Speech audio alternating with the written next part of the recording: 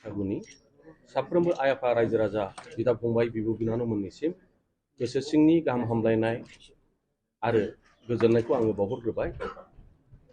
दिनै आङो बे प्रेस मेलनि गेजेरजों आंनि माखासे बाथ्राफोरखौ बुंथिनो आं सानदों।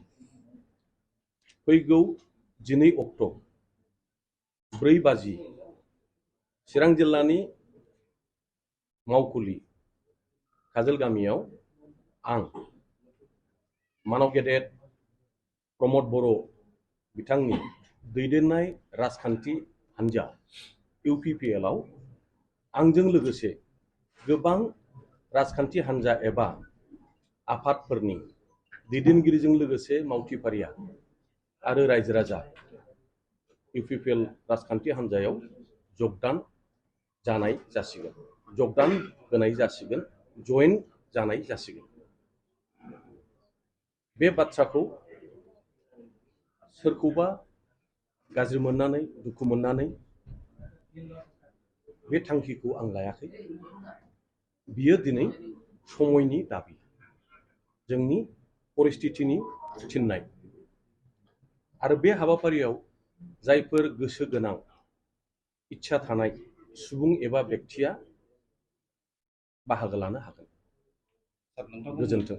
सार नोंथांखौ बुंदोंदि हाग्रामा महिलारिया जागोन सासे मिनिस्टार हिसाबै मन्त्रि हिसाबै बाव नोंथाङा मा बुङो? सोर मा बुंदों बुङाखै थांखांनाय बाथ्रानि सायाव आं बांद्राय कमेन्ट्स होनो बायो आरो नोंथांमोनहा मालाबाबो आंखौ बिदि बुंनाय थरख' बिथरख' नुवाखै। जोङो एसे सिगांथिंसो नायनायनि थाखाय प्रयजन दं। मानव गेदेर हाग्रामा महिलारिया गावनि नोजोरजों जेखौ नुदों हयथ' बिथाङा गावनि नोजोरजों बेखौनो थिग सानदों। बिनि थाखाय बुंफिननांगौ खेंफोरथि होनांगौ होननानै आं साना। इमानुवेल मोसाहारिया नोंथाङा बुंदोंदि खौसेथि बै समाव सरकार दानो नागिरनायाव नोंथाङानो जाहोआखै होनना बुंदों। आं एसे सिगाङावबो बुंखांबाय जे माहारिनि गावस्रानायनि थाखाय गोरोबलायनायखौ जाहैनि थाखाय इमादानिल' खोथा नङा आरो सोरहाबा बेबायदि आं होबथानायनि प्रमान दंब्ला आङो निजे क्षमा बिगोन। आं हास्थायो बेखौ प्रमान सहकारै फोरमान सहकारै बेफोर सेन्सिटिभ बाथ्रा जायहा सिरियास एसे खैफोद गोनां राव बेफोरखौ बिना प्रमानाव बुङैया मोजां। सार नोंथाङा जुदि UPPL आव हाबमारो BPFनि थासारिया माबायदि जागोन? BPFआबो थागोन। BPFआ जे जोबथारगोन बेथ' जानो हाया।